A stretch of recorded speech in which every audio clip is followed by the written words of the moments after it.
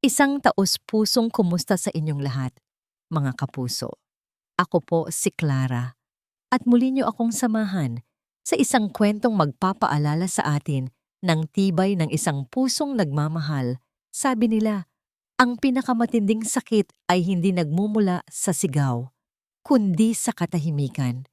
Paano kung ang katahimikan na pinili mo para protektahan ng lahat ay siya ring magiging simula ng pinakamalakas na bagyo sa buhay mo? Magandang hapon po. Kayo po ba si Ginyana Mara Villanueva Alcaraz, asawa ni Kapitan Enzo Alcaraz? Napatigil sa pagpupunas ng mesa si Mara. Dahan-dahan siyang lumingon sa lalaking nakatayo sa labas ng maliit niyang tindahan ng kakanin. Maayos ang pananamit nito, nakaputing long sleeves na tila hindi nababagay sa init ng hapon sa Bacolod.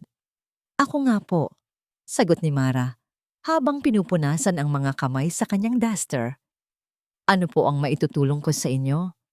Mula po ako sa bangko, sa Maynila. May kinuha itong folder mula sa dalang briefcase. May kailangan lang po akong i-verify tungkol sa isang business loan na nakapangalan sa asawa ninyo at sa inyo. Parang may humalong yelo sa mainit na hangin. Business loan? Ang alam lang ni Mara ay ang maliit nilang ipon at ang perang padala ni Enzo na saktong-sakto lang para sa gamot ni Lola Remedios at sa pagpapaaral ng kapatid niya. Pasensya na po, sir, pero baka nagkakamali po kayo, sabi ni Mara. Pilit nang ngumingiti. Wala po kaming anumang loan. Itong maliit na tindahan ko lang po ang negosyo namin. Mula sa silyang tumba-tumba sa loob ng bahay, narinig ni Lola Remedios ang usapan. Mara anak, sino yan? Hindi pinansin ng lalaki ang tanong ng matanda. Inilabas nito ang ilang papeles mula sa folder. Ayon po sa records namin, Gieng Alcaraz, mayroon pong malaking halaga na hiniram si Ginoong Enzo Alcaraz para sa isang investment at ang collateral po na ginamit niya ay ang titulo ng bahay at lupa na ito. Sa isang iglap, parang huminto ang pag-ikot ng mundo ni Mara, ang mga tawa ng bata sa kalye, ang tunog ng tricycle na dumadaan, ang amoy ng bibingka na kaluluto lang niya. Lahat ay naglaho. Napalitan ito ng isang matinis na ugong sa loob ng kanyang tainga. Ang mga kapitbahay na nagdaraan, napahinto, nagbubulungan, nakatingin. Hindi, hindi po totoo yan. Halos pabulong na, sabi ni Mara. Ang mga tuhod niya ay biglang nanlambot. Ito po ang kopya ng mga dokumento. Inabot ng lalaki ang mga papel. Malamig ang papel sa nanginginig na kamay ni Mara. Ang mga letra at numero ay lumalabos sa kanyang paningin. Bakit? Paano? Ang bawat sentimong pinapadala ni Enzo ay itinatabi niya. Hindi siya bumili ng bagong damit sa loob ng 3 taon para lang makapagpadala ng allowance sa kapatid niya. Tiniis niya ang mga gabing mag-isa para lang masigurong may pambili ng gamot sa puso ang kanyang lola. At ngayon, ito, parang umikot ang buong tindahan. Hindi na niya ramdam ang init ng araw. Ang nararamdaman na lang niya ay ang matinding hiya. Ang mga mata ng mga kapitbahay ay parang mga karayom na tumutusok sa kanyang likod. Ikinasisi ako pong sabihin, Gieng Alcaraz. Nagpatuloy ang lalaki, walang emosyon sa boses, na 3 buwan na pong hindi nababayaran ang loan. Kung hindi po ito maayos sa lalong madaling panahon, mapipilitan po ang bangko na simulan ang proseso ng foreclosure. Foreclosure, ang salitang yon ay parang isang malaking bato na bumagsak at dumurog sa lahat ng pinaghirapan niya. Ang bahay na ito na lang ang natitira sa kanila. Pamana pa ito ng mga magulang ng kanyang lola. Napahawak sa dibdib si Lola Remedios. Diyos ko, ang mga mata ni Mara ay napako sa ilalim ng dokumento. Isang pamilyar na pirma, ang pirma ni Enzo, at sa tabi nito, isa pang pirma na maganda ang pagkakasulat, matalas at banyaga sa kanyang paningin. Dalia Soriano. Sino si Dalia Soriano? Sige po, Gieng Alcaraz. Aalis na po ako. Ito po ang calling card ko kung may mga tanong kayo. Tumalikod na ang lalaki at nagsimulang maglakad palayo. Iiwanan si Mara na nakatayo sa gitna ng nagibang mundo. Ang mga bulungan ng kapitbahay ay unti-unting lumalakas. Hindi umiyak si Mara, hindi siya sumigaw. Pumasok siya sa loob ng bahay. Inalalayan niya ang kanyang lola na umiiyak na ngayon. Pinainom niya ito ng tubig. Magiging maayos din ang lahat, sabi niya, kahit ang sarili niyang boses ay parang galing sa malayo. Nang makatulog na ang matanda, pumasok si Mara sa kanilang maliit na silid. Kinuha niya ang kanilang wedding picture na nakapatong sa ibabaw ng aparador. Si Enzo, nakangiti, guwapo sa suot nitong uniforme. Siya, masaya, puno ng pangarap. Tinitigan niya ang larawan ng matagal. Walang luha, walang galit. Isang malalim na katahimikan lang. Dahan-dahan, hinubad niya ang wedding ring sa kanyang daliri. Pinakiramdaman niya ang lamig ng ginto sa kanyang palad sa huling pagkakataon. Pagkatapos, maingat niyang ipinatong ito sa ibabaw ng salamin ng picture frame. Mismong sa nakangiting mukha ni Enzo. Nakalapat ang malamig na ginto sa ibabaw ng salamin. Tinatakpan ng mga labing minsan niyang pinaniwalaan. Hindi na ito isang simbolo ng pangako. Isa na itong pader. Isang tuldok. Sa sandaling iyon, walang pumatak na luha. Walang hikbi. Ang tanging naramdaman ni Mara ay isang kakaibang kapayapaan. Ang kapayapaan na dulot ng isang katotohanang hindi na niya kailangang takasan. Tapos na. Wala nang pag-uusapan. Wala nang aayusin. Ang bagyo sa kanyang dibdib ay biglang tumigil. Napalitan ito ng isang malamig at matatag na determinasyon. Naglakad siya patungo sa aparador at kumuha ng isang maliit na bag na luma. Dahan-dahan, walang ingay, nagsimula siyang mag-impake. Hindi mga damit na magaganda, hindi mga alaalang nakatago sa kahon. Ang inilagay niya ay ang mga duster na pambahay, ang luma niyang tsinelas, ang maliit na sobre kung saan nakatago ang kaunting ipon mula sa benta ng kakanin.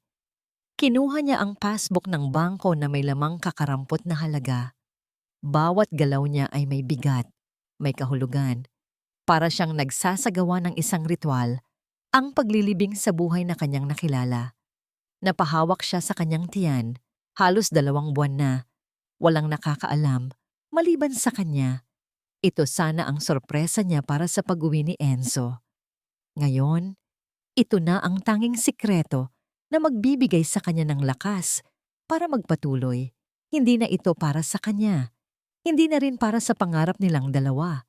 Ito ay para sa munting buhay na dinadala niya. Sumilip siya sa sala kung saan mahimbing nang natutulog sa tumba-tumba ang kanyang lola. Pagod sa kaiiyak. Hindi niya kayang gisingin ito. Hindi niya kayang magpaalam. Kumuha siya ng papel at pluma. Sa ilalim ng liwanag ng nag-iisang bumbilya sa kusina, nagsimula siyang sumulat. Ang kamay niya, na kanina'y nanginginig, ay panatag na ngayon. Aalis po muna ako. Huwag po kayong mag-alala. Maghahanap lang po ako ng paraan. Babalikan ko po kayo. Mahal na mahal ko po kayo. Maikli lang. Sapat na. Itinupi niya ang sulat at maingat na inilagay sa tabi ng una ng kanyang lola. Hinalikan niya ito sa noo. Isang halik na puno ng lahat ng salitang hindi niya kayang bigkasin. Sa kanyang paglabas, sinulyapan niya sa huling pagkakataon ang maliit na tindahan, ang mga upuan, ang mga garapon ng kakanin, ang tahanang saksi sa kanyang mga pangarap at sa kanyang pagkasawi. Isinukbit niya ang bag sa kanyang balikat at humakbang palabas sa gabing madilim. Walang lingon-likod. Isang pangalan lang ang nasa isip niya. Isang tao na marahil ay makakatulong sa kanya. Isang kaibigan mula sa nakaraan na ngayoy isa ng abogado. Nico Ramirez. Kailangan niyang makarating sa opisina nito. Kailangan niyang simulan ang pagbuo ng isang bagong buhay mula sa mga piraso ng kanyang winasak na puso. Ang bawat hakbang ni Mara palayo sa kanilang bahay ay parang 1,000 karayom na tumutusok sa kanyang talampakan. Ang pamilyar na daan na dati puno ng masasayang alaala ay isa na ngayong madilim na landas patungo sa isang walang katiyakang bukas. Walang bituin sa langit, tila nakikidalamhati sa kanya ang kalikasan. Diretso ang kanyang tinungo, isang maliit at lumang gusali kung saan naroon ang opisina ni Nico Ramirez. Ilaw na lang mula sa bintana nito ang gising sa buong kalye. Kumatok siya ng 3 beses, bawat katok ay mas mahina kaysa sa nauna. Bumukas ang pinto at bumungad sa kanya ang gulat na mukha ni Nico. Mas may edad na ito ngayon kumpara noong huli silang magkita. Pero naroon pa rin ang mabait na mga mata sa likod ng kanyang salamin. "Mara, anong ginagawa mo dito? Gabi na." Nag-aalalang tanong ni Nico habang pinapatuloy siya sa loob ng opisina na puno ng mga libro at papeles. Walang paligoy-ligoy si Mara. Inilapag niya sa mesa ang mga dokumento mula sa bangko. "Nico, kailangan ko ng tulong mo." Nanahimik si Nico habang binabasa ang mga papeles. Ang kaninang pag-aalala sa kanyang muka ay napalitan ng pagkunot ng noo at pagkatapos ng isang malamig na galit na hindi para kay Mara. Tumingin siya kay Mara na nakatayo lang doon. Blanko ang ekspresyon, tila naubusan na ng emosyon. "Gusto kong mag-file ng annulment," sabi ni Mara. Diretso at walang panginginig sa boses. "At kailangan kong umalis. Kailangan kong mawala. Tulungan mo ako, Nico. Ikaw lang ang kilala kong makakaintindi." Hindi nagtanong si Nico ng mga detalye. Hindi niya inusisa ang sakit. Nakita niya ang lahat sa mga mata ni Mara. Tumango siya. "Saan mo gustong pumunta?" Kahit saan. Kahit saan na malayo dito." "Sige," sabi ni Nico. Ang boses ay puno ng katiyakan. "Ako na ang bahala sa lahat dito. Huwag kang mag-alala. Just mag-iingat ka, Mara." Sa unang pagkakataon ng gabing iyon, naramdaman ni Mara ang bahagyang paggaan ng kanyang dibdib. Hindi siya nag-iisa. 3 taon. Ganoon kabilis at kabagal lumipas ang 3 taon. Ang amoy ng bagong lutong pandesal at mainit na tsokolate ang bumabalot ngayon sa umaga ni Mara. Mula sa isang maliit na tindahan ng kakanin, nagawa niyang magtayo ng isang panaderya sa tabi ng plaza sa isang tahimik na bayan sa kabilang probinsya. Tinawag niya itong Kwentong Puso Kakanin. Dito, bawat tinapay na kanyang niluluto ay may kasamang dasal. Bawat piraso ng bibingka ay may halo ng kanyang katatagan. "Mommy, look!" Sigaw ng isang maliit na batang babae na may 2 tirintas sa buhok. Ipinakita nito kay Mara ang larawang iginuhit niya. Isang bahay, isang araw, at 3 tao na magkakahawak kamay. Si Enya, ang kanyang munting sinag ng araw. Sa tabi nito, isang batang lalaki naman ang tahimik na nag-aayos ng mga piraso ng puzzle. Hindi ito nagsasalita, pero ang mga mata nito ay kopyang-kopya ng mga mata ni Enzo. Si Elio, ang kanyang tahimik na anino. Ang kambal niya, ang kanyang mundo, ang kanyang sikretong nagligtas sa kanya. Isang mapayapang ngiti ang gumuhit sa mga labi ni Mara habang pinagmamasdan ang kanyang mga anak. Ito na ang buhay niya. Simple, tahimik, payapa. Malayo sa multo ng nakaraan, biglang tumunog ang kanyang telepono. Nakarehistro ang pangalan. Attorney Ramirez. Huminga siya ng malalim bago sagutin. "Nico, kamusta?" "Mara, maayos naman." Sagot ng formal na boses sa kabilang linya. "Tumawag ako dahil may balita na ako." Naramdaman ni Mara ang pamilyar na kaba. "Tungkol saan?" "Mara, the hearing for the annulment is set. Kailangan mong umakyat dito sa Maynila next month." Napahawak ng mahigpit si Mara sa gilid ng mesa. Maynila, ang lugar na tinakbuhan niya, Tila narinig ni Nico ang kanyang katahimikan. Mara, alam kong mahirap, pero may isa pang dahilan kung bakit kailangan mong pumunta ng Maynila. May isang malaking kumpanya na nakatikim ng mga produkto mo. Gusto ka nilang makausap. Gusto nilang maging supplier ka para sa isang malaking corporate event nila. Isang oportunidad. Isang malaking oportunidad na maaaring magpabago sa buhay nilang mag-iina. Pero ang kapalit ay ang pagharap sa lugar kung saan nagsimula ang lahat ng kanyang sakit. Ang pagbabalik sa Maynila. Ang hangin sa Maynila ay iba. Malamig. Artipisyal. Ang bawat gusali ay tila nakikipag-unahan sa pag-abot sa langit, malayo sa pamilyar na tanawin ng mga puno ng niyog at malawak na bukirin na kinalakihan ng mga anak ni Mara. Wow, Mommy! So tall! Bulalas ni Enya, ang maliliit na mga mata ay bilog na bilog habang nakatingala sa isang dambuhalang gusali sa Makati. Si Elio naman ay tahimik lang na nakahawak sa kamay ng kanyang ina. Pinagmamasdan ng lahat sa kanyang paligid na may seryosong ekspresyon. Yes, anak. This is where we will meet the client. Sagot ni Mara. Ang boses ay pilit pinapakalma. Para sa mga anak ko ito. Para sa kinabukasan nila. Paulit-ulit niyang sinasabi sa sarili. Pumasok sila sa lobby na kumikinang sa sahig na marmol at mga ilaw na kulay ginto. Naramdaman ni Mara ang tingin ng mga taong naka-corporate attire. Ang kanyang simpleng bestida at flat na sapatos ay tila isinisigaw na hindi siya kabilang doon, ngunit iwinaksi niya ang hiya. Itinaas niya ang kanyang noo at naglakad ng diretso patungo sa hanay ng mga elevator. Pinindot niya ang up button. Habang naghihintay, naramdaman niya ang malamig na pawis sa kanyang palad. 3 taon siyang namuhay sa kapayapaan. 3 taon siyang naging reyna ng kanyang munting kaharian. Ngayon, para siyang bumalik sa isang lugar kung saan siya ay isang dayuhan. Ding! Isang pamilyar na tunog. Bumukas ang makintab na pinto ng elevator. At sa pagbukas nito, bumukas din ang isang pinto sa nakaraan na matagal na niyang isinara.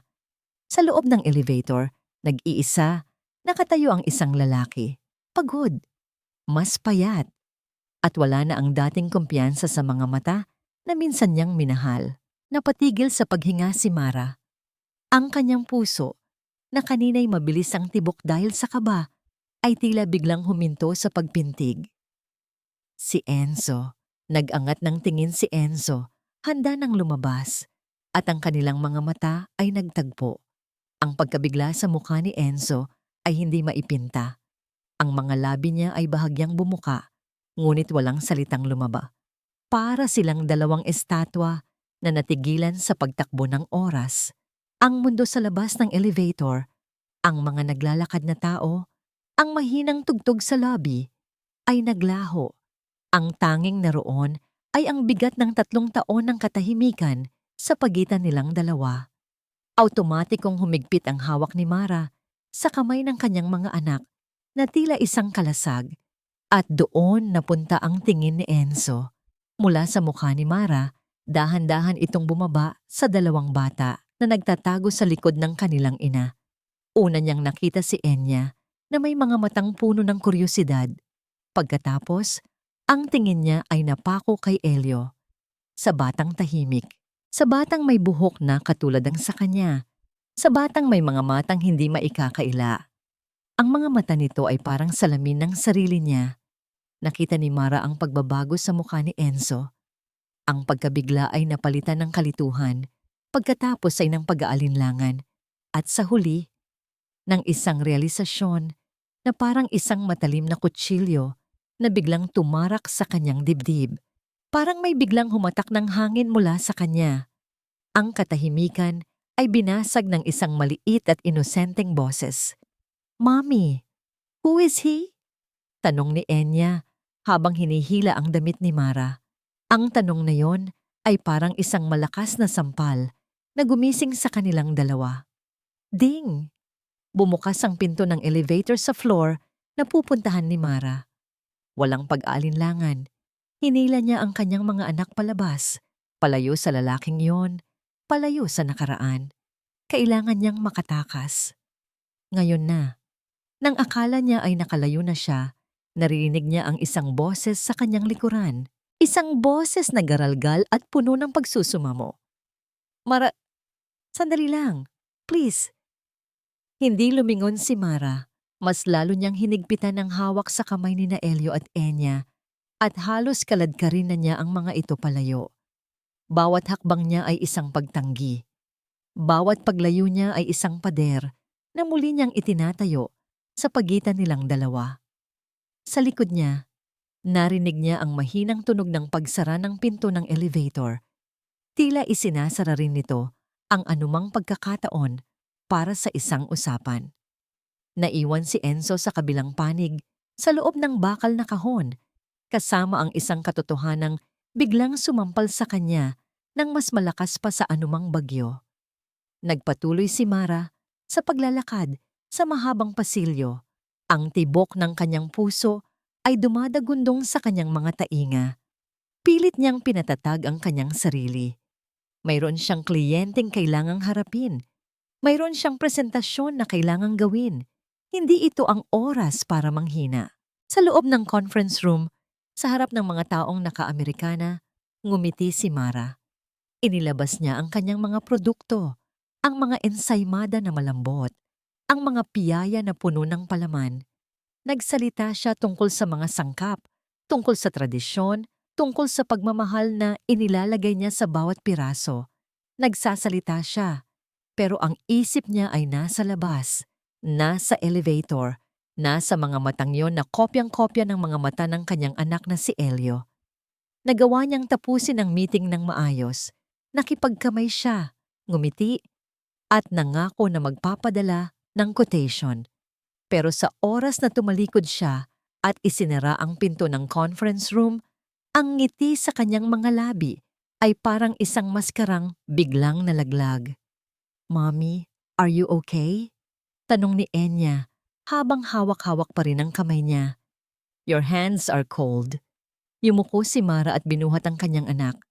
Niyakap niya ito ng mahigpit. Isinubsob ang kanyang muka sa maliliit na balikat nito. Pagkatapos ay hinila niya si Elio palapit at niyakap silang dalawa. Ang kanyang mga anak, ang kanyang lakas, ang kanyang dahilan. Bakit ngayon? Bakit dito? Sa lahat ng lugar, sa lahat ng pagkakataon, bakit ngayon pa sila kailangang magkita? Ang kapayapaan na 3 taon niyang iningatan ay parang isang manipis na salamin na biglang nabasag. At sa mga lamat nito, nakikita na naman niya ang anino ng lalaking akala niya ay tuluyan na niyang tinalikuran. Habang pabalik sila sa kanilang hotel, hindi na umimik si Mara. Ang isip niya ay puno ng mga tanong at takot. Anong gagawin niya? Anong gagawin ni Enzo ngayong alam na niya? Paano niya poprotektahan ang tahimik na mundong binuo niya para sa kanyang mga anak? Ang pagtatagpo sa elevator ay hindi isang aksidente. Ito ay isang babala. Ang simula ng isang bagong laban na hindi niya inasahan at hindi niya alam kung paano haharapin. Ang simula ng isang bagong laban na hindi niya inasahan at hindi niya alam kung paano haharapin. Pagdating sa hotel room, agad na sinubukan ni Mara na ibalik ang normalidad. Ipinagtimpla niya ng gatas ang mga bata, binuksan ang telebisyon sa isang cartoon channel at naupo sa tabi nila sa kama, pilit na ngumingiti. Ngunit ang bawat tawa mula sa TV ay parang ingay na lalong nagpapatingkad sa kaguluhan sa kanyang isip. Ilang sandali pa, may kumatok sa pinto. Inakala ni Mara na room service lang ito. Naglakad siya patungo sa pinto, handa nang tumanggi sa anumang alok. Ngunit sa pagbukas niya, ang nangiti sa kanyang labi ay naglaho, si Enzo. Nakatayo siya doon. Ang muka ay puno ng desperasyon. Tila sinundan niya sila. "Mara, mag-usap tayo, kahit 5 minuto lang." Pakiusap niya. Ang boses ay mababa at nagmamakaawa. Automatikong iniharang ni Mara ang kanyang katawan sa siwang ng pinto. Umalis ka na, Enzo. Wala na tayong dapat pag-usapan. Yung mga bata, sinubukan ni Enzo na sumilip sa loob. Sila ba? Anak ko ba sila? Ang tanong ay parang sampal. Ang lakas ng loob niyang itanong yun ngayon, matapos ang 3 taon ng pananahimik. Wala kang karapatan dito. Malamig na sagot ni Mara. Sinubukan niyang isara ang pinto, pero mabilis na iniharang ni Enzo ang kanyang kamay. Aray! Daing niya, pero hindi inalis ang kamay. Natigilan si Mara. Ayaw niyang manakit. Binitawan niya ang pinto. Hinarap niya si Enzo ng buong tapang. Ang mga mata niya ay parang 2 piraso ng yelo. Umalis ka na, Enzo. Bago pa ako tumawag ng security. Mara, pakinggan mo muna ako. Pagmamakaawa ni Enzo, ang mga mata ay namumula. Alam kong nagkamali ako. Alam kong sinaktan kita. Pero ang makita sila, Mara, hindi mo pwedeng ipagkait sa akin to. Isang mapait na tawa ang kumawala sa lalamunan ni Mara. Ipagkait? Ako pa ang nang-ipit sa'yo. Enzo, 3 taon. 3 taon kang hindi nagparamdam. 3 taon na parang bulakang naglaho. Nasaan ka noong gabi-gabing may lagnat si Enya? Nasaan ka noong unang beses natutong maglakad si Elio? Nasaan ka noong kailangan ko ng kasama? Walang naisagot si Enzo. Ang bawat tanong ni Mara ay parang isang suntok na tumatama sa kanyang sikmura. Kamusta ka na?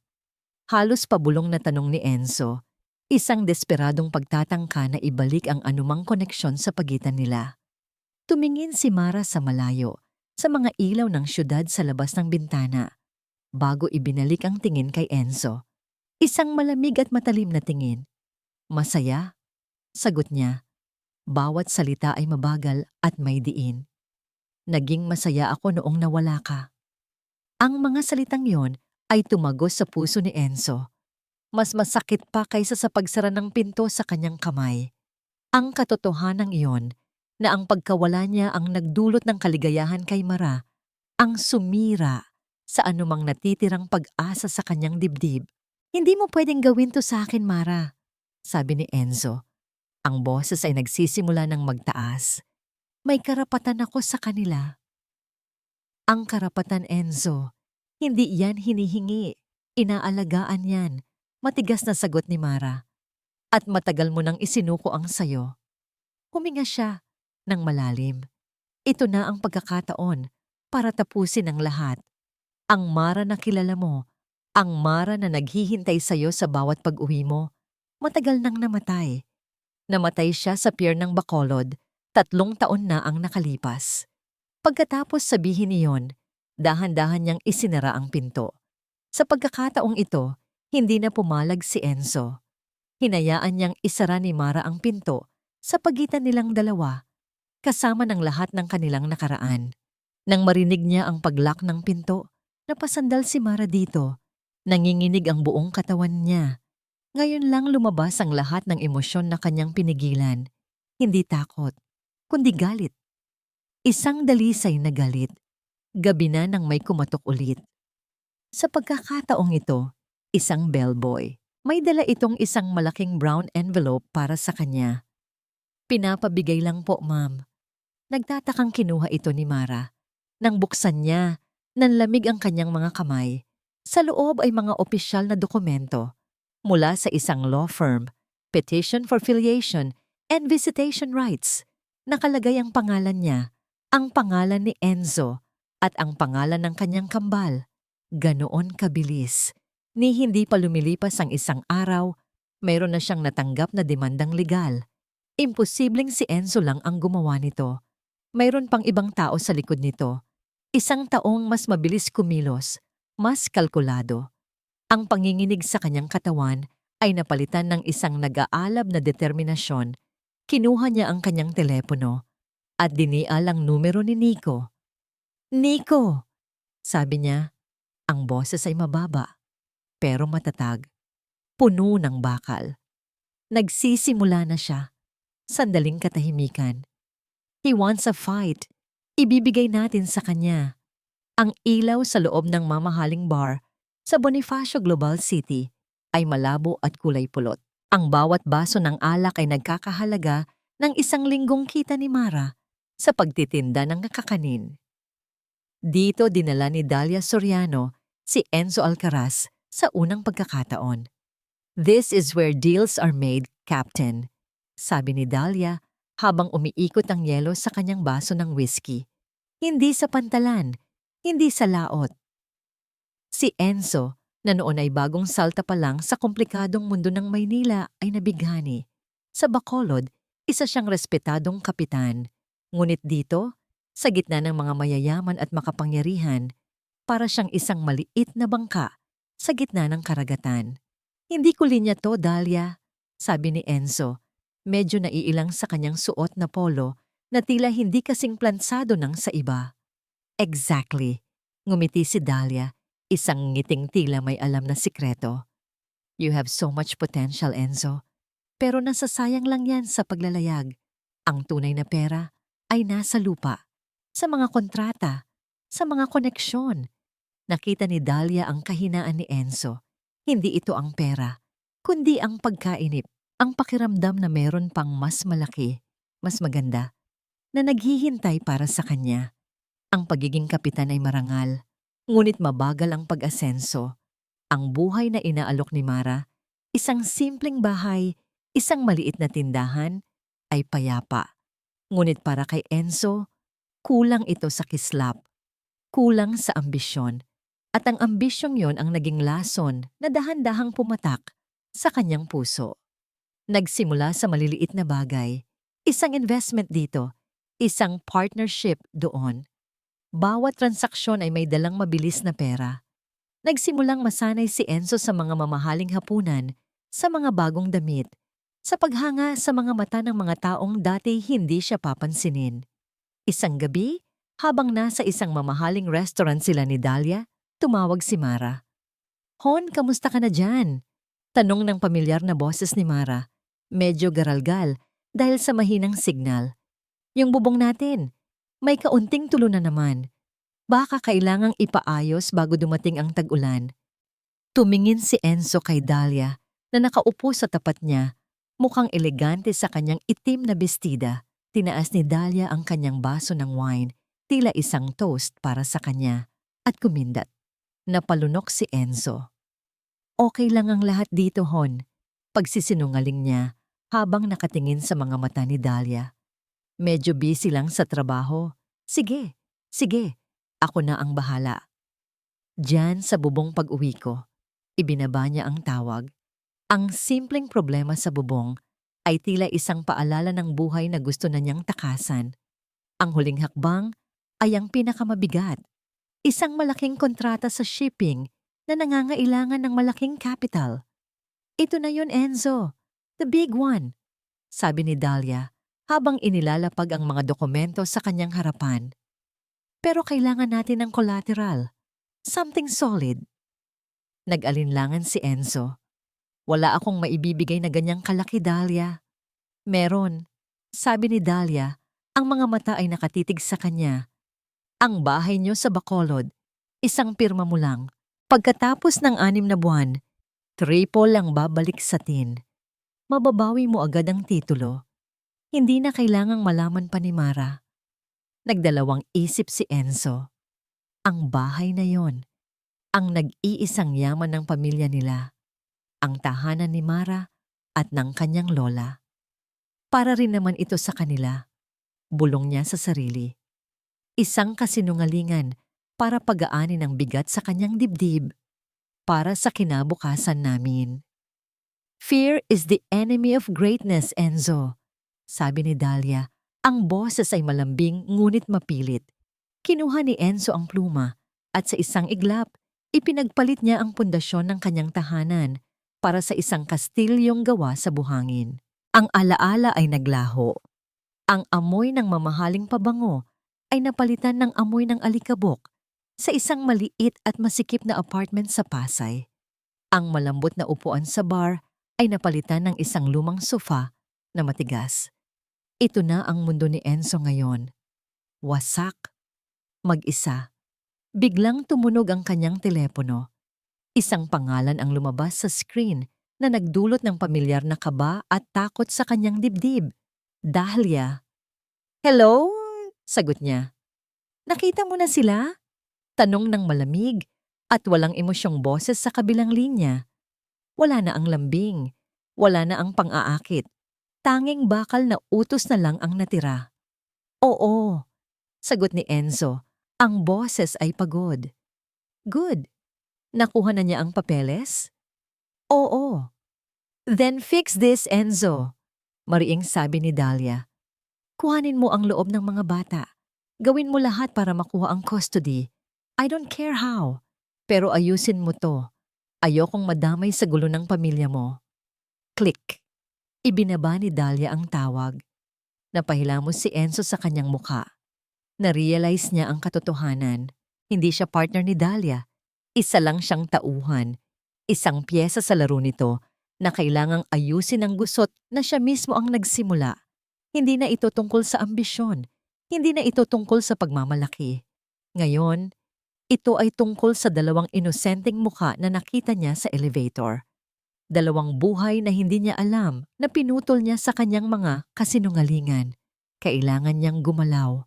Hindi para kay Dahlia, hindi para sa kanyang dating karangalan, kundi para sa mga anak niya. Kinuha niya ang kanyang jacket. Narinig niya ang tunog ng busina sa labas. Isang taxi. Kailangan niyang makaharap si Mara. Kailangan niyang ipaliwanag. Kahit alam niyang walang kasinungalingang makapagtatakip sa kasalanan niya. Kailangan niyang lumaban. Kahit na ang laban ay sa sarili niya, ang opisina ni Nico Ramirez ay malaki, moderno, at puno ng mga aklat ng batas na tila nakamasid sa bawat galaw. Ang seryosong mukha ni Nico ay nagdagdag sa bigat ng hangin sa loob ng silid. Nakaupo si Mara sa isang gilid, kalmado sa labas, ngunit ang kanyang puso ay parang tambol sa loob ng kanyang dibdib. Sa tapat nila, nakaupo si Enzo, kasama ang kanyang abogado. Isang lalaking matangkad, may edad, at may air ng pagmamataas.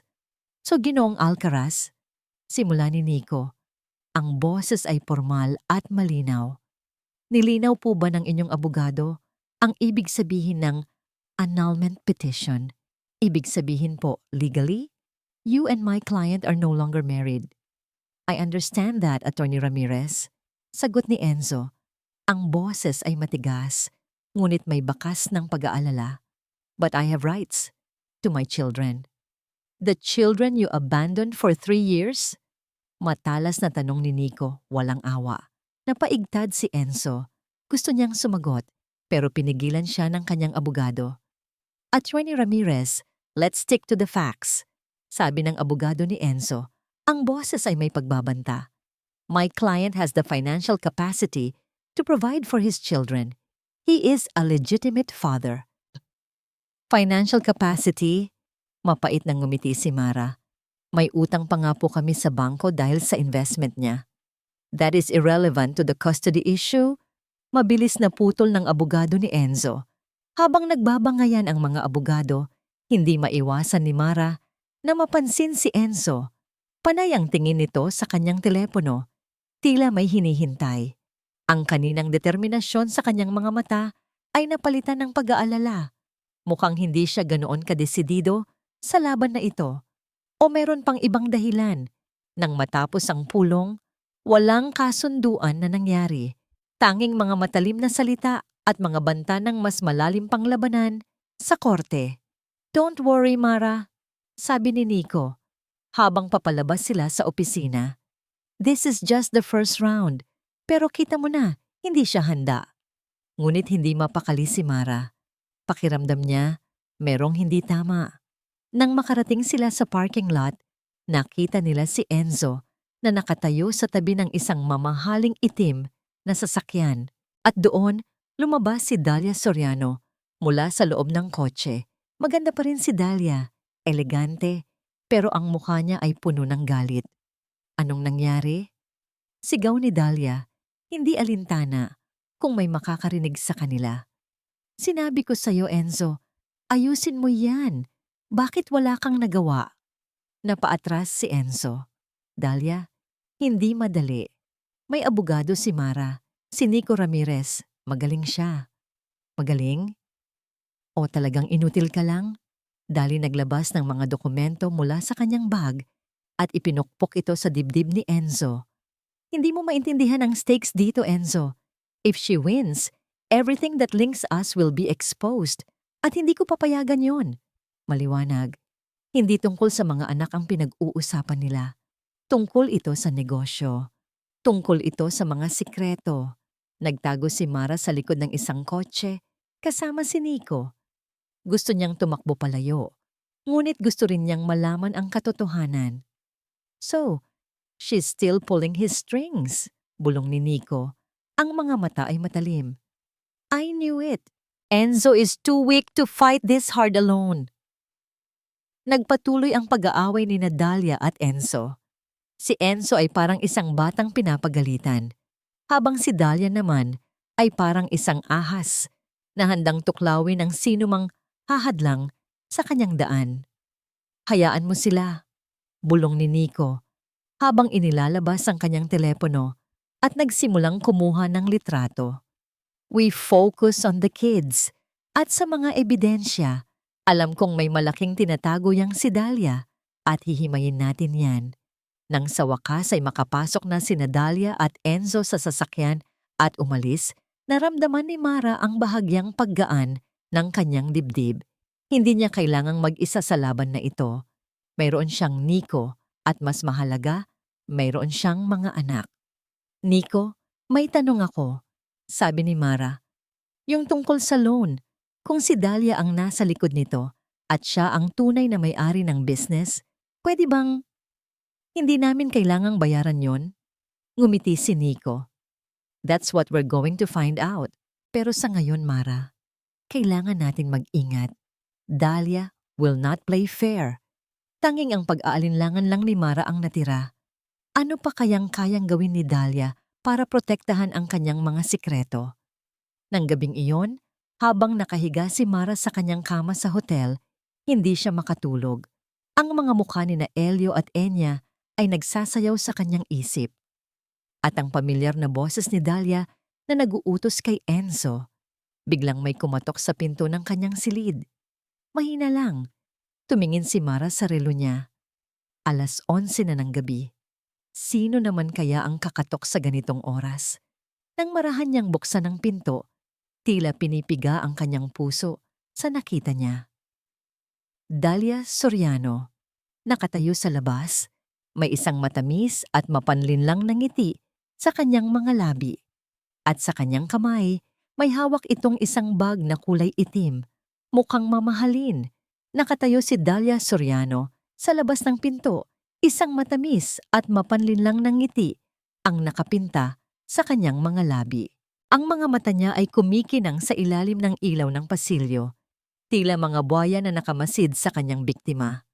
Sa kanyang kamay, may hawak itong Hermes bag, simbolo ng kanyang yaman at kapangyarihan. Hindi umimik si Mara, hinarangan niya ang pinto. Hindi hinahayaang makasilip si Dahlia sa loob. Magandang gabi, Mara.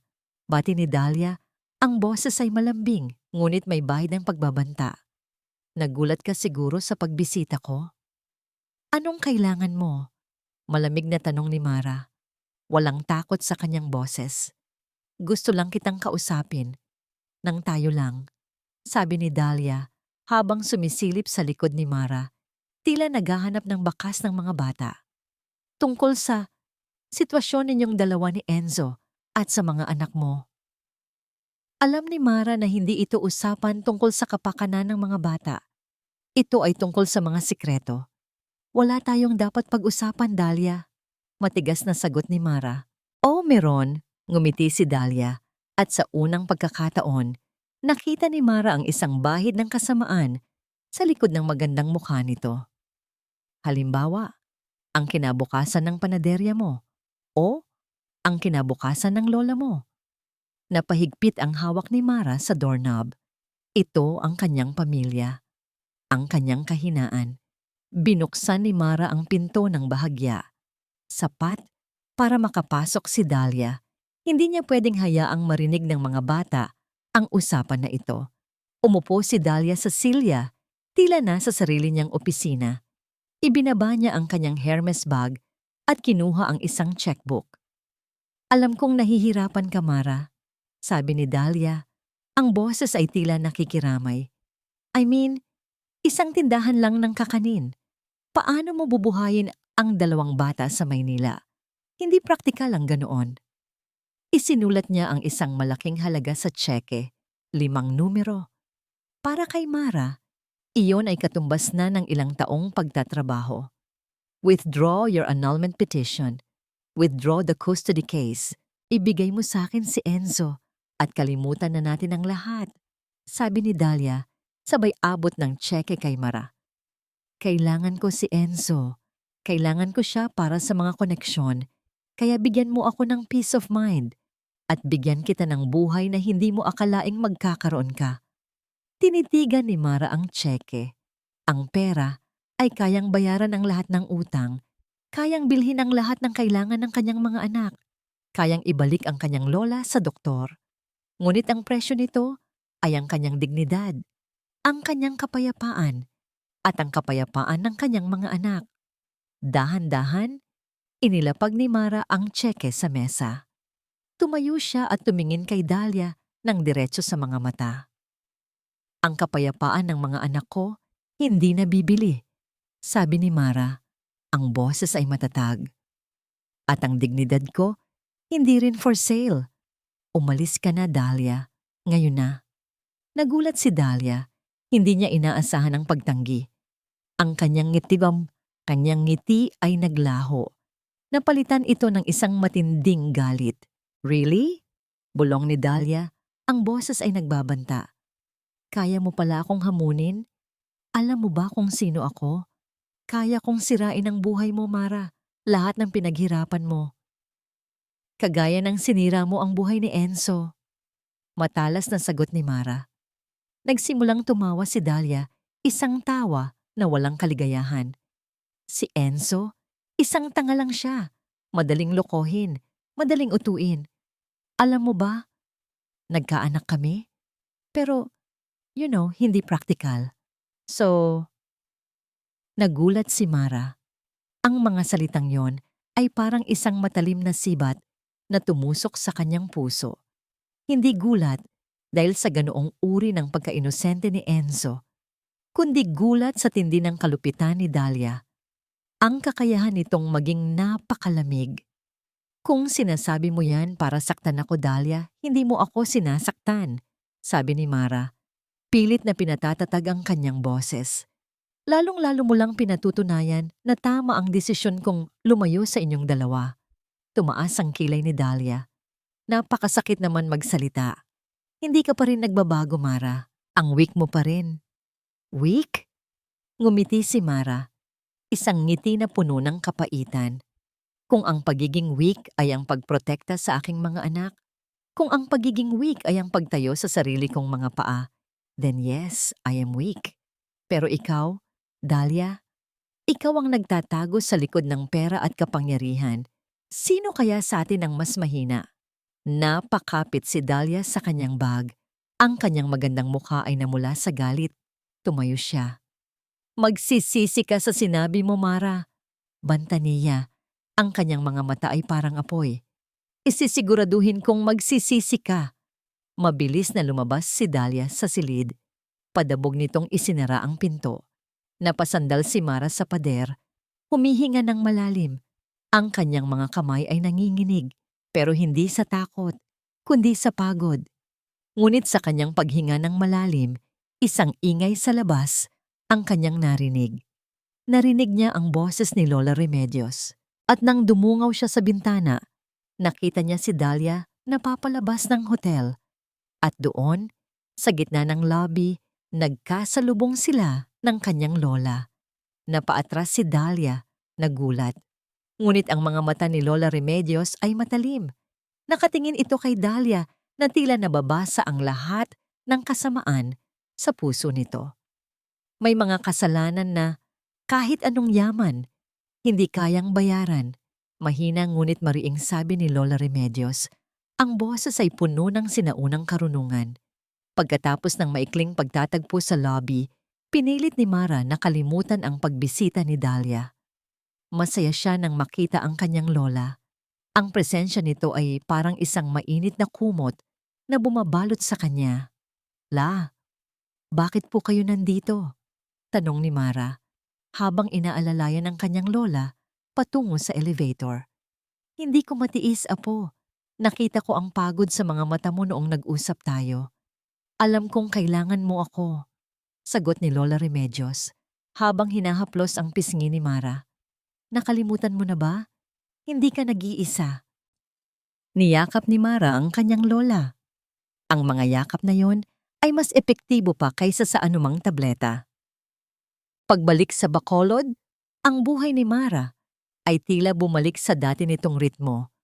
Ngunit may kasamang panibagong lakas.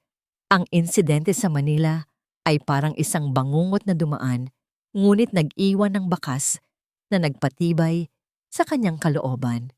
Isang hapon, sa maliit na plaza sa bayan, abala si Mara sa kanyang kwentong puso kakanin stall. Mayroong fiesta sa lugar, puno ng kulay at ingay. Nagkukulitan sina Elio at Enya sa isang gilid, naghahabulan sa ilalim ng mga makukulay na banderitas. Mommy, can we have another kwek-kwek? Tanong ni Enya habang naglalaway sa nakasabit na kwek-kwek sa tindahan ng kapitbahay. Ngumiti si Mara. Sige, pero isa lang ha. Marami pa tayong panauhin sa bahay mamaya. Kasama nila si Lola Remedios na nakaupo sa ilalim ng isang puno. Pinagmamasdan ang kanyang mga apo na naglalaro. At si Nico na nagboluntaryong bumisita upang personal na makita kung paano ang takbo ng negosyo ni Mara. Mukhang masaya ka dito, Mara, sabi ni Nico habang nilalasap ang inihaw na mais na binili niya. Oo, Nico, masaya ako, sagot ni Mara. Ang ngiti sa kanyang labi ay totoo. Dito ako nakahanap ng kapayapaan, malayo sa lahat ng gulo. Good, sagot ni Nico. Because you deserve it. Alam mo, Mara, ang tiyaga at sipag mo, inspirasyon ka sa akin. Isang bahagyang pamumula ang gumuhit sa pisngi ni Mara. Samantala, sa isang lumang apartment sa Maynila, mag-isa si Enzo. Ang kanyang telepono ay walang tigil sa pagtunog. Mga tawag mula sa bangko, mula sa abogado ni Dahlia. Ngunit hindi niya sinasagot. Ang mga dating kasosyo niya ay umiiwas na sa kanya. Ang mga kaibigan na pinagkakatiwalaan niya ay naglaho na. Ang mundo na akala niya ay kanyang pinasok ay nilamon na siya. Pilit niyang dinidial ang numero ni Mara, ngunit ring lang ng ring, hanggang sa marinig niya ang boses ng operator. Alam niyang binlock na siya ni Mara. Napabuntong hininga siya. Ang mga gabing nag-iisa sa barko ay walang-wala sa kalungkutang nararamdaman niya ngayon. Ang pagkawala ng pera at karangalan ay masakit. Ngunit ang pagkawala ng pamilya ay parang isang sugat na walang lunas. Hindi niya alam ang gagawin. Gusto niyang makita ang kanyang mga anak. Gusto niyang humingi ng tawad. Gusto niyang ipaliwanag ang lahat. Ngunit paano? Paano ka babalik sa isang tahanan na sinira mo? Isang ideya ang biglang pumasok sa kanyang isip. Isang ideyang desperado. Isang ideyang tila walang pag-asa. Kinuha niya ang kanyang jacket. Bumaba siya ng apartment. Saan po kayo? Tanong ng taxi driver. Sa Bacolod, sagot ni Enzo. Ang boses ay puno ng determinasyon, ngunit may halong matinding pagkabagabag. Kahit anong mangyari, sa Bacolod. Dahan-dahan, isinasara na ni Mara ang kanyang stall sa plaza. Naglalaro pa rin sina Elio at Enya sa malapit, habang si Lola Remedios naman ay nakikipagkwentuhan sa kapitbahay. Mami, tingnan mo yung shooting star! Sigaw ni Enya habang nakaturo sa langit. Ngumiti si Mara. Oo, isang shooting star. Sana ay maging payapa ang lahat. Sana ay maprotektahan niya ang kanyang pamilya. Biglang, sa gitna ng makulay na ilaw ng fiesta, sa kabilang ng kalsada, may nakita siyang isang pamilyar na anino. Isang lalaki, nakatayo sa ilalim ng malakas na buhos ng ulan na biglang bumuhos. Basang-basa. nanginginig. Mukhang napakagulo. Si Enzo. Nakita ni Mara si Enzo, nakatayo sa kabilang kalsada, basang-basa ng ulan. Ang mga mata ay nakatingin direkta sa kanya. Ang mga ilaw ng piyesta ay sumasalamin sa kanyang mukha, na puno ng pagod at kawalan ng pag-asa. Dahil sa gulat, nabitawan ni Mara ang hawak niyang bilao. Kumalat sa lupa ang mga sariwang puto at kutsinta. "Mami, ano yon?" Tanong ni Elio habang hinila ang kanyang damit. Hindi sumagot si Mara. Hindi niya inaalis ang tingin kay Enzo. Ang lalaking minsang nagwasak ng kanyang mundo ay narito na naman. Lumapit si Enzo. Bawat hakbang niya ay tila mabigat, puno ng pagsisisi. "Mara," sabi niya, ang boses ay halos hindi marinig sa lakas ng ulan. "Kailangan nating mag-usap." "Wala na tayong dapat pag-usapan," matigas na sagot ni Mara habang inilalapit ang mga anak sa kanya. "Umalis ka na, Enzo. Ayokong makita ka dito." Pero ang mga bata, Mara, nasaan sila? Hinahanap ng mga mata ni Enzo sina Elio at Enya. "Wala kang karapatan sa kanila," matalim na sagot ni Mara. "Mommy, who is he?" Tanong ni Enya. Ang boses ay puno ng kuryosidad at bahagyang takot. Tumayo si Enzo sa tapat nila. Nakita niya ang kanyang mga anak. Ang mga mukha nila ay kopyang-kopya ng kanya. Lumuhod si Enzo sa harap ng mga bata. "Ako ang daddy niyo," sabi niya. Ang boses ay garalgal. "Ako si Daddy Enzo." Napaatras si Elio. Ngunit si Enya, ang mas dalahira, ay lumapit ng bahagya, nakatingin sa mukha ng lalaking basang-basa. Hinawakan ni Mara ang braso ni Enzo. "Umalis ka na, Enzo. Sinabi ko sa'yo." "Mara, please. Isang pagkakataon lang," pakiusap ni Enzo. "Gusto ko lang silang makasama. Kahit saglit lang." Nakita ni Mara ang desperasyon sa mga mata ni Enzo. Alam niyang hindi ito madaling haharapin. Hindi niya kayang mag-eskandalo sa gitna ng plaza, sa harap ng kanyang mga kapitbahay. At alam din niyang may karapatan ang mga bata na makilala ang kanilang ama, kahit gaano pa kasakit iyon. "Fine," sabi ni Mara. Ang boses ay puno ng pagod. "Pero sa isang public place, bukas, sa mall." Nagliwanag ang mukha ni Enzo. "Salamat, Mara. Salamat." Kinabukasan, sa isang mall sa lungsod, nagtipon silang tatlo. Hindi ito isang reunion ng pamilya. Ito ay isang pulong. Isang formal na pagtatangka na mag-ugnay. Napakamasungit ni Elio. Nakahawak lang siya sa kamay ni Mara. Hindi nakikipag-ugnayan kay Enzo. Ngunit si Enya, dahil sa pagiging likas na masiyahin, ay medyo nakikipag-ugnayan kay Enzo, kahit paano. "Gusto niyo bang kumain ng ice cream?" tanong ni Enzo. Pilit nang ngumingiti. Umiling si Elio. Ngumiti si Enya. Bumili si Enzo ng 2 ice cream cone. Isa para kay Enya, isa para kay Elio. Ngunit ayaw tanggapin ni Elio ang kanya. "Sige na, kuya," sabi ni Enya. "Masarap to." Kinuha ni Enya ang ice cream niya at nilasap. Pagkatapos ay inabot niya kay Enzo. "Daddy, tikman mo." Isang inosenteng kilos, isang simpleng gesture. Ngunit para kay Enzo, iyon ay isang napakalaking bagay. Naramdaman niya ang init sa kanyang dibdib, isang damdaming matagal na niyang hindi nararamdaman. Nakasubsob lang si Elio sa damit ni Mara. Alam ni Mara na nahihirapan ang anak. "Enzo, kailangan na nating umalis," sabi ni Mara. Pilit na pinapanatili ang kanyang boses na kalmado. Tumayo si Enzo. Walang magawa. Hindi niya kayang pilitin ang mga bata. Magkasama silang lumakad patungo sa elevator. Si Mara, hawak ang kamay ni Elio. Si Enzo, hawak ang kamay ni Enya. Sa loob ng elevator, tahimik silang nakatayo. Pinindot ni Mara ang button para sa ground floor. Nagkaroon ng ingay. Biglang namatay ang ilaw. Ang elevator ay yumanig ng matindi. Pagkatapos ay huminto ng biglaan. Isang matalim na tunog. "Ah!" Sigaw ni Enya. Ang kanyang maliliit na kamay ay agad na napakapit sa braso ni Enzo.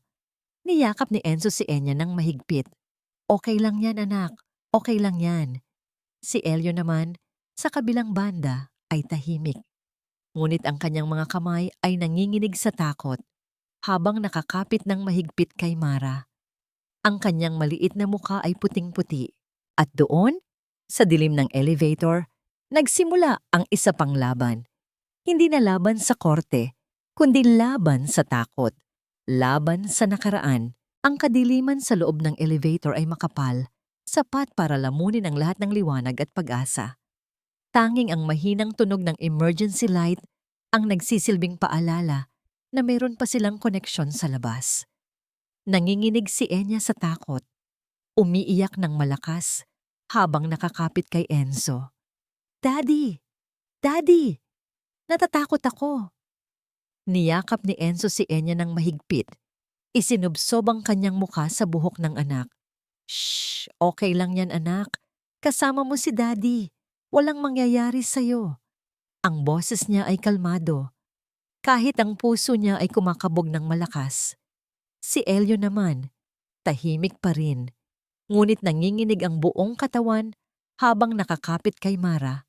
Ang kanyang maliit na mukha ay puno ng luha. Mami, natatakot ako. Bulong ni Elio. Ang boses ay halos hindi marinig. Niyakap ni Mara si Elio habang pilit na pinapanatag ang kanyang sarili. Andito si Mami, anak. Magiging okay din ang lahat. Sa labas ng elevator, narinig nila ang mga boses ng mga security guard at ng mga tao na nagkakagulo. Narinig din ni Mara ang sarili niyang boses. Sumisigaw, nagtatanong kung ano ang nangyayari. Ngunit sa loob ng makitid na espasyo, sa gitna ng takot ng kanyang mga anak, biglang nagbago ang lahat para kay Enzo. Hindi na ito tungkol sa annulment. Hindi na ito tungkol sa karapatan. Hindi na ito tungkol kay Dahlia o sa kanyang nawalang karangalan. Ito ay tungkol sa dalawang inosenteng buhay na nakakapit sa kanya. Dalawang inosenteng puso na umaasa sa kanya. Mga anak, sabi ni Enzo, ang boses ay malumanay, puno ng pagmamahal. Gusto niyo bang pakinggan ang kwento ni Captain Popoy? Napatigil sa pag-iyak si Enya. Suminghot. Sino po si Captain Popoy? Si Captain Popoy ay isang kapitan ng barko. Napakabilis niya. Simula ni Enzo habang hinihimas ang buhok ni Enya. At isang araw, habang naglalayag siya, biglang dumilim ang paligid. Natakot siya. Pero naisip niya, Kapitan ako. Kailangan kong protektahan ang aking mga tripulante. Kaya kinanta niya ang paborito niyang kanta. At dahan-dahan, bumalik ang liwanag. Sa labas, patuloy pa rin ang pag-iyak ni Mara.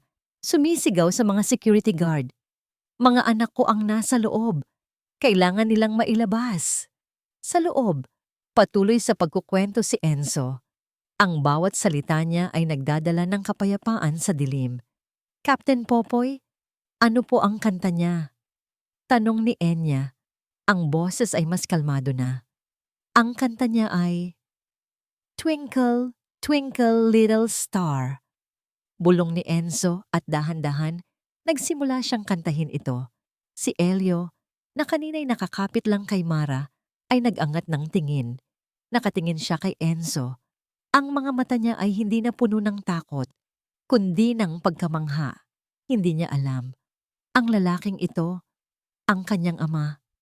Naramdaman ni Enzo ang pagbabago sa dibdib niya. Sa sandaling iyon, walang ibang importante, kundi ang dalawang batang ito. Pasensya na mga anak, bulong ni Enzo. Ang mga mata ay nakapikit. Ang luha ay dahan-dahang pumatak mula sa kanyang mga mata. Hindi ito luha ng kalungkutan, kundi luha ng pagsisisi. Daddy's sorry for not being there. Maya-maya, may narinig silang tunog. Isang ingay ng makina. Nagsimulang umakyat ang elevator. Dahan-dahan, ngunit sigurado. Ding! Bumukas ang pinto. Ang unang nakita ni Mara ay si Enzo. Nakaupo sa sahig, yakap-yakap si Enya na mahimbing nang natutulog. Sa tabi niya, Nakaupo si Elio. Ang maliit na ulo ay nakasandal sa balikat ni Enzo. Sa sandaling iyon, nakita ni Mara ang isang bagay na matagal na niyang hindi nakita kay Enzo. Ang pagmamahal, ang tunay na pagmamahal, hindi para sa kanya, kundi para sa kanilang mga anak. Hindi siya nagalit, hindi siya sumigaw. Isang mapait na ngiti ang gumuhit sa kanyang mga labi. "Okay lang po sila, ma'am," sabi ng isang rescue worker. Lumapit si Mara at dahan-dahang kinuha ang kanyang mga anak.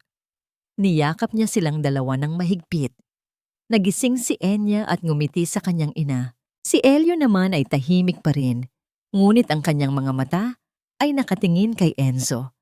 Nag-angat ng tingin si Enzo kay Mara. Puno ng pag-asa, puno ng pagsusumamo. Ngunit bago pa siya makapagsalita, tumunog ang telepono ni Mara. Si Nico. "Mara, may nahanap ako. Isang malaking anomalya sa mga kontrata ni Dahlia."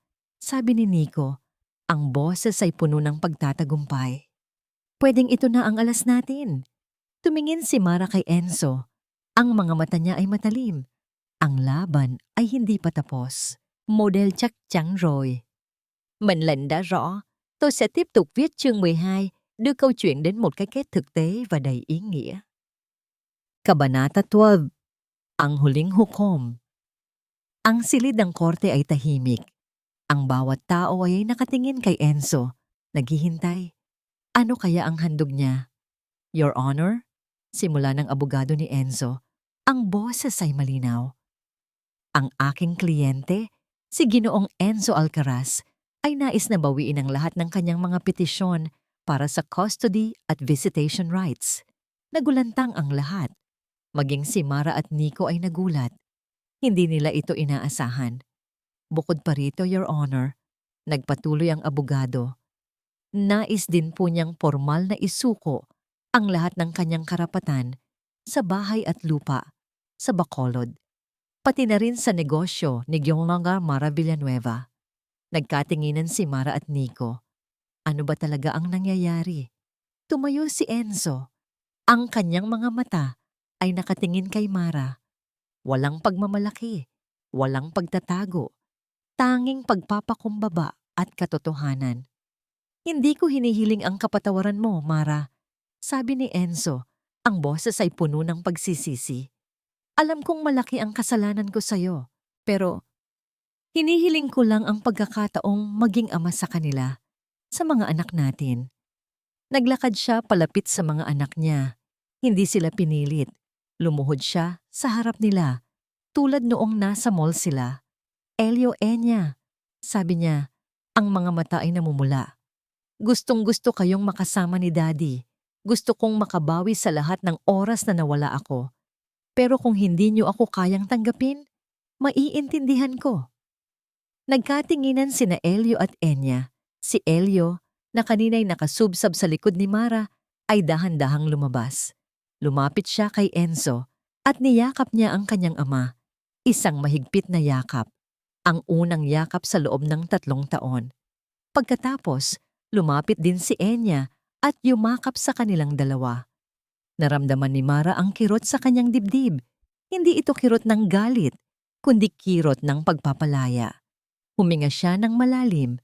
Tumingin siya kay Nico na tumangulang, tila sinasabing, "Ikaw ang bahala." Tumayo si Mara. Humakbang siya palapit kay Enzo at sa kanilang mga anak. "Okay," sabi ni Mara. Ang boses ay matatag at puno ng dignidad. "Pumapayag ako, pero sa isang kondisyon." Tumingin si Enzo sa kanya, puno ng pag-asa. "Magkakaroon ka ng visitation rights, supervised sa simula," sabi ni Mara. "At kapag meron ka ng kakayahan, responsibilidad mo ang magbigay ng suporta sa mga bata. Pero, hindi mo sila pwedeng ilayo sa akin at hindi mo sila pwedeng gamitin laban sa akin. Naiintindihan mo?" Tumango si Enzo. "Opo, Mara. Naiintindihan ko. Maraming salamat. Maraming salamat." Matapos ang hearing, lumabas sila sa korte. Walang media, walang fanfare. Tanging ang katahimikan na dulot ng isang desisyon na naghatid ng kapayapaan. Nakahinga si Mara ng maluwag. Ang bigat sa kanyang balikat ay tila unti-unting nawala. "Masaya ka ba, Mara?" tanong ni Nico habang naglalakad sila sa pasilyo. Tumingin si Mara sa labas ng bintana. Nakita niya si Enzo na lumingon sa kanila, bahagyang kumaway sa kanyang mga anak na ngayon ay naglalakad sa tabi niya. Ang kanyang mukha ay puno ng lungkot, ngunit meron ding bahid ng pag-asa. "Hindi pa masaya, Nico," sagot ni Mara. Ang ngiti sa kanyang labi ay bahagyang mapait. "Pero payapa na, at sa ngayon, sapat na yon." Nagpatuloy sila sa paglakad. Si Mara, strong, independent, hindi na ang babaeng matamlay na naghihintay, kundi isang babaeng nakikipaglaban para sa kanyang pamilya, para sa kanyang sarili. Nakatayo siya sa dulo ng pasilyo, ang liwanag ng araw ay tumatama sa kanyang mukha. Handa na siya para sa kung anuman ang idulot ng bukas.